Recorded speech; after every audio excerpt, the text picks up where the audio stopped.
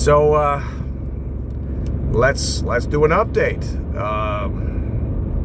What has happened since last time? Well, what has happened is that she has been admitted to hospital right now because of what seemed to be influenza.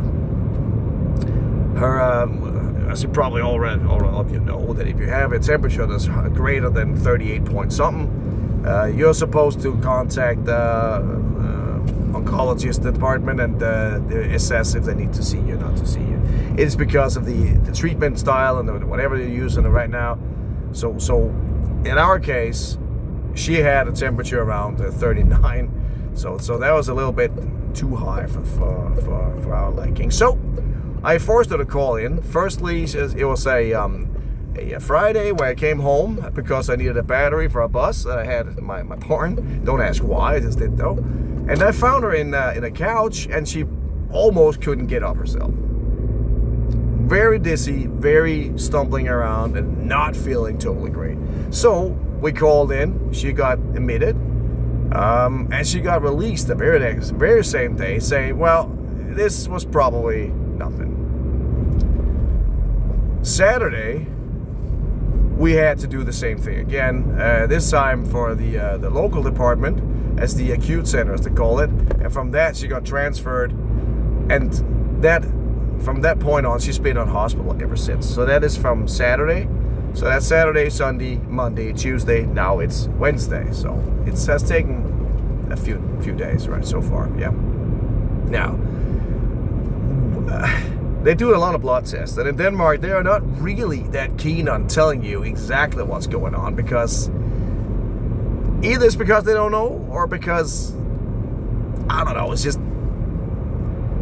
you have to guess yourself. And we have a webpage called MineSP, which is my sick portal, or whatever you call it, and I get all her blood works there, so I had to make out what that means. So all the numbers and whatnot, yeah. And we have something called bacteria count in the blood, right? And it's not supposed to be greater than 8. And when she got admitted, she had a bacteria count that said 140, which is, of course, elevated, but it's not super high, right? But from that day to the very next day, it rose from 140 to 350. Way up there, right?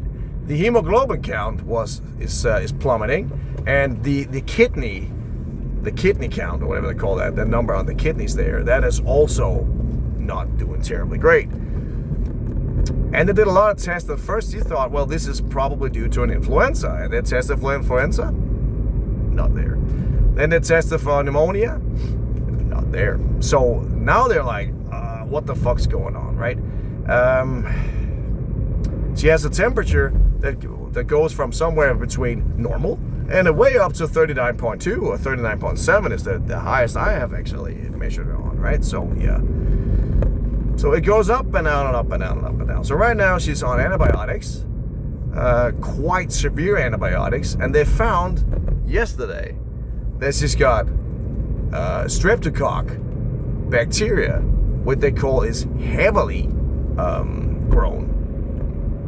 That does not sound good, does it? No. So what's the verdict right now? They can't give me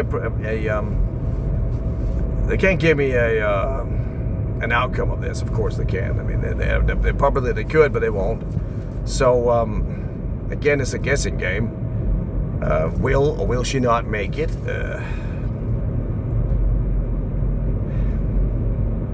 So we got the streptococcus, which is a bacteria, and that as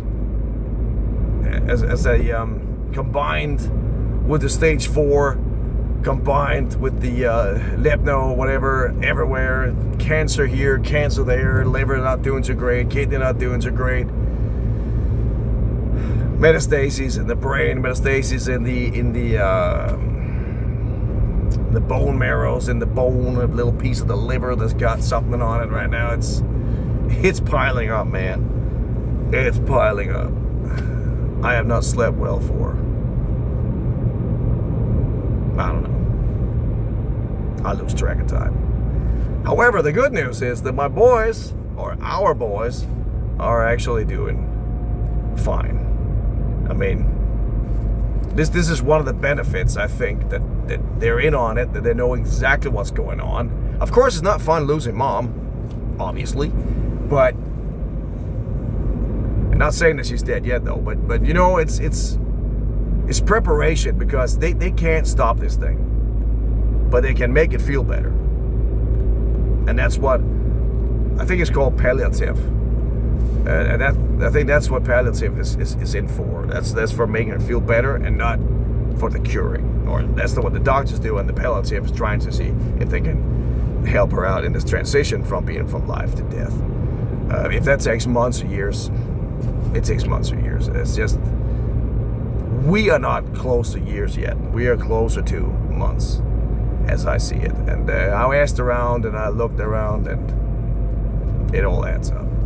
So, and thank you all for them fantastic comments you have on you give me on this here. It's I know that we are a great community of unfortunates who are dealing with the same. Either you have it, or a spouse has it, or someone you dearly love has it. And it's strange to me sometimes that just how big a difference there is in treatments. I mean, in Denmark, yeah, we treat for it because, well, it's what we do. I mean, it's paid for by government, because we paid for it by our taxes, right? So, but you have a United States or America, you can't do that unless, of course, you have a great insurance or you have money yourself. And then you got England, who's probably right now having that debate about whether or not it's fair to treat people who are elderly,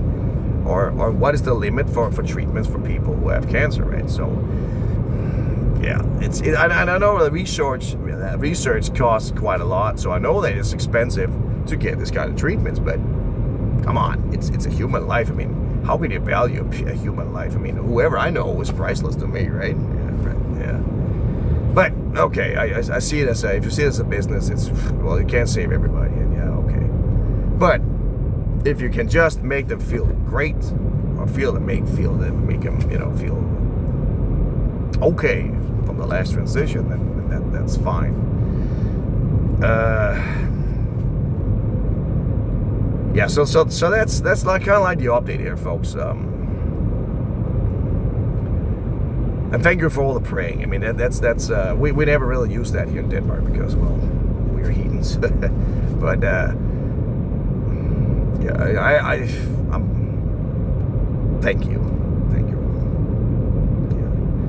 Well, good luck to all of you. We'll see what happens. I'll keep you guys posted. And well, stay safe.